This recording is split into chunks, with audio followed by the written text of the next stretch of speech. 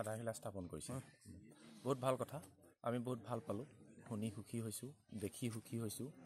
আমি 1900 বহুত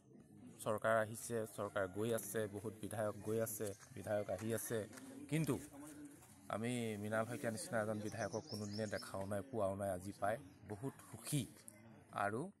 তেওঁ যে আমাৰ এই দীৰ্ঘদিনীয়া সমস্যা সমাধান কৰি দিলে তাৰ বাবে আমি বহুত তেওঁক ধন্যবাদ জ্ঞাপন কৰিছোঁ আমাৰ ফালৰ পৰা আমি এতিয়া সুখী মুঠতে ক'বলৈ বাটে নাই ক'বলৈ আমাৰ আৰু ৰাস্তা নাই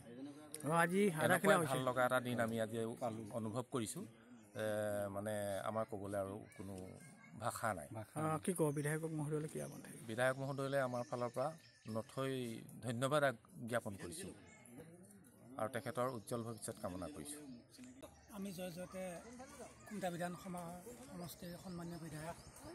শ্ৰীযুত মৃণাল শইকীয়া ডাঙৰীয়া দেৱলৈ আমি আন্তৰিক ধন্যবাদ কৃতজ্ঞতা জ্ঞাপন কৰিছোঁ লগতে তেখেতৰ ভৱিষ্যত উজ্জ্বল কামনা কৰিছোঁ যিহেতু আজি সুদীৰ্ঘ 30 বছৰ মানে হ'ল নেকি এই ৰাস্তাটো অৱহেলিত হৈ পৰি ৰৈ আছিল যিহেতু এই ৰাস্তাটোতে প্ৰায় আমাৰ 6-7খন গাঁৱৰ মানুহ অহা যোৱা কৰাৰ লগতে আমাৰ এইফালে